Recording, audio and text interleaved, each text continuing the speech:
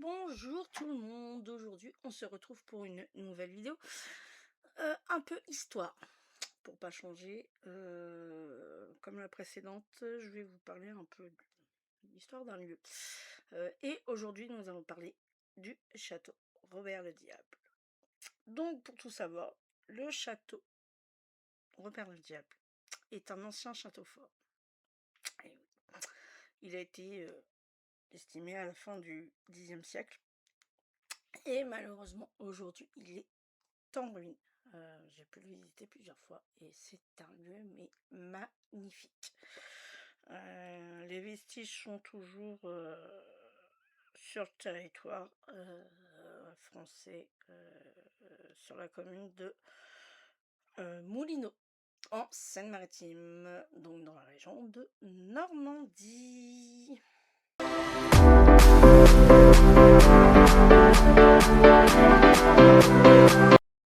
Nous allons parler un peu de sa localisation. Donc, comme je vous l'ai dit précédemment, il se trouve en Seine-Maritime. Et ces vestiges, on peut les retrouver donc à 500 mètres au sud-ouest de l'église de Saint-Jacques de, Le Majeur,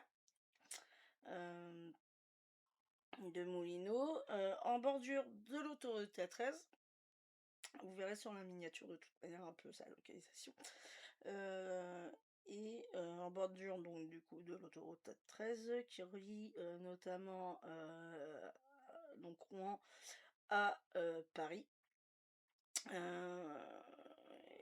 Il est sur une falaise vraiment en hauteur qui permettait donc dans les époques où il a été construit de pouvoir vérifier à pas mal de kilomètres autour de lui, voir par rapport notamment s'il y avait des envahissements et tout, truc qui veut rien dire. Les envahissements en cas d'attaque des forces allemandes, notamment quand il y a eu les guerres. Et ça avait servi pas mal parce que, comme je vous dis, on voyait très très loin. Et ça permettait aussi de pouvoir surveiller les bords de Seine, les deux branches de bord de Seine, car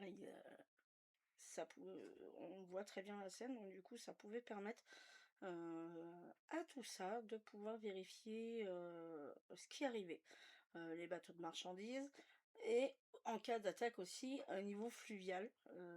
Donc du coup oui, ça permet beaucoup de choses. Il est situé aussi sur la rive gauche de la Seine. Et comme je disais, sa vue s'étend sur toute la région rouennaise, ce qui faisait une position donc particulièrement adéquate pour surveiller les deux branches de la boucle de la Seine.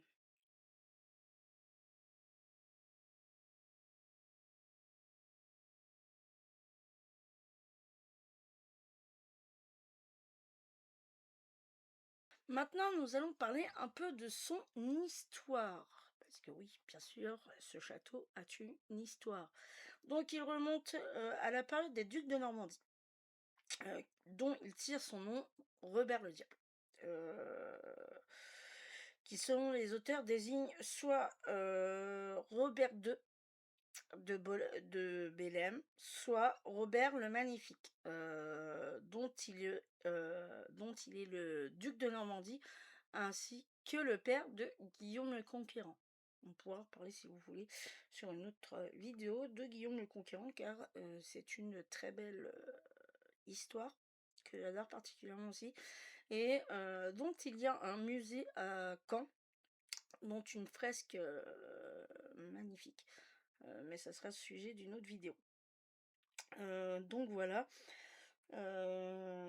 Malheureusement, il n'y a pas de preuve de sa construction, donc on ne sait pas qui est réellement l'auteur de la construction de ce château, malheureusement. Selon André Davy, le château doit son nom, le diable, à un comte de Moulineaux. Pareil, après ça c'est pas des infos sûres. Malheureusement, on n'a pas de preuves réelles, de ça.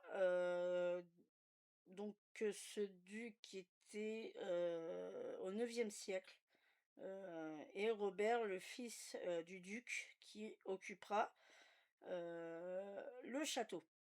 Il y a aussi, Jean Santerre aurait construit et agrandi, le château de 1200 à 1203. Donc voilà, c'est ces infos-là. Si on avance un peu dans le temps, on arrive au 6 mai 1365, Charles II de Normandie, non pas de Normandie, de Navarre, à la suite d'un accord passé avec, le roi de France, Jean II le Bon, doit entre autres restituer, les châteaux de Moulineaux, de Ambay et le fort de Briqueb. Donc voilà. Dans les mêmes périodes, donc ces fossés, ont été, en grande partie, comblés en 1855. On avance un peu plus dans le temps. En janvier 1871, le nom de Château Robert reste dans les mémoires, à cause des pertes en vie, parmi, les rangs des gardes mobiles, de l'Ardèche qui ont combattu dans les barrages de Moulineaux et de maisons brûlées. Le château ayant partie reconstruit, entre 1903 et 1905 par Lucien Lefort, élève de Viollet-le-Duc, à la demande du propriétaire de l'époque, Oscar Cossérat.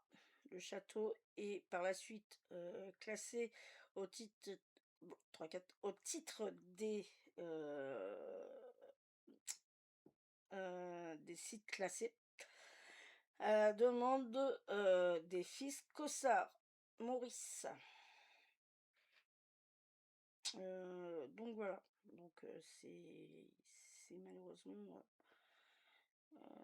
plein de choses comme ça, un peu des histoires, voilà.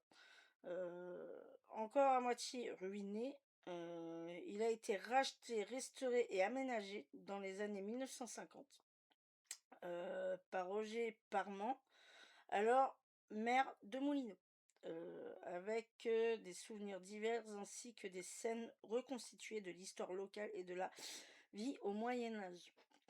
Ça a été, pour avoir des souvenirs, ça a été, oui, des scènes assez belles. C'est vrai que, voilà. Heu, donc voilà, un bâtiment de style norvégien habiterait jusqu'à peu une reconstruction, de bateaux vikings. Ça, je l'avais pas vu par contre. Il a été visitable jusqu'en 2003.